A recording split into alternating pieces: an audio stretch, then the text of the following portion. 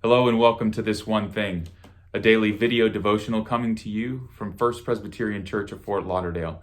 My name is Nick Merchant. I'm one of the associate pastors here, and each day we'll be looking at one of the texts from the daily readings in the Revised Common Lectionary and pulling out one thing for you to consider throughout the day. This past week, my father-in-law was talking to one of the restaurant owners of the local eateries here in town, and this particular restaurant is a Fort Lauderdale institution. One of the things that makes it unique is that it is open 365 days a year, 24 hours a day. The place never closes.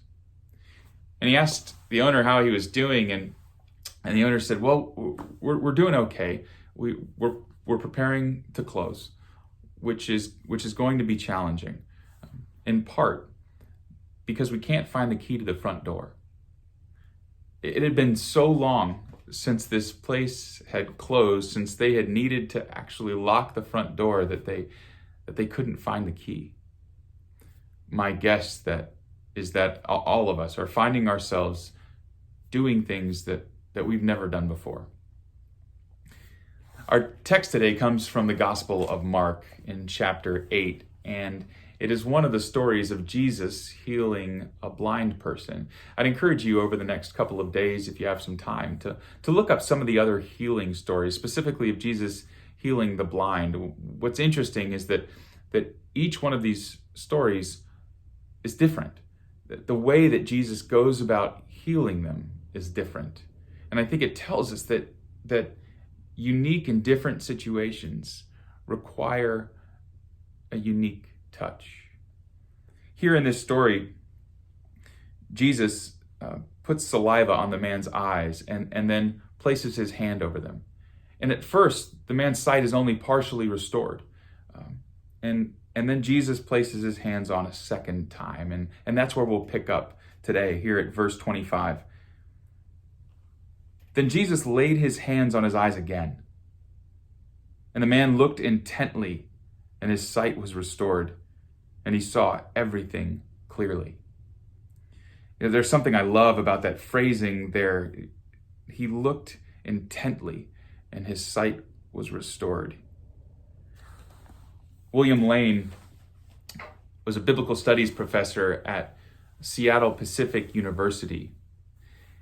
And he writes that this verse expresses something about the man's excited and intense involvement in the dynamics of the restoration of his own sight. That this verse expresses something about the man's excited and intense involvement in the dynamics of his restored sight.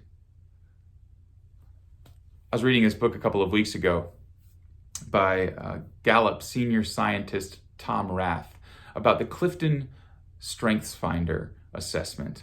And this is an assessment that's used in order to identify the strengths of people you work with or your teams. And in it, Rath uses this old Mark Twain story in order to illustrate a point.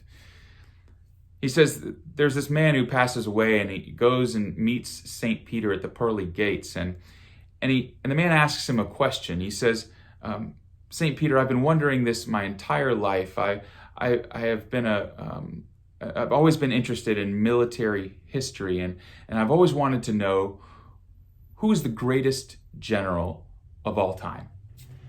And St. Peter says, "That's simple. It's actually that man right over there." And the man looks and becomes confused and looks back to St. Peter and says, "I don't understand. You see, I knew that man, and he was nothing more than a common laborer."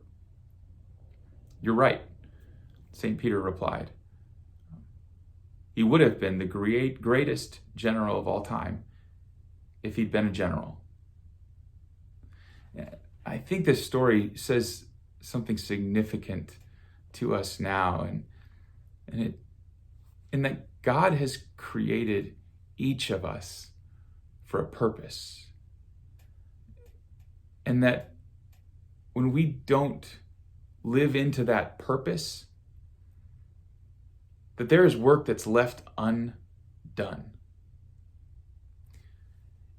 Yesterday, I challenged you to open your eyes to see the work that God was preparing to do in the midst of all of this.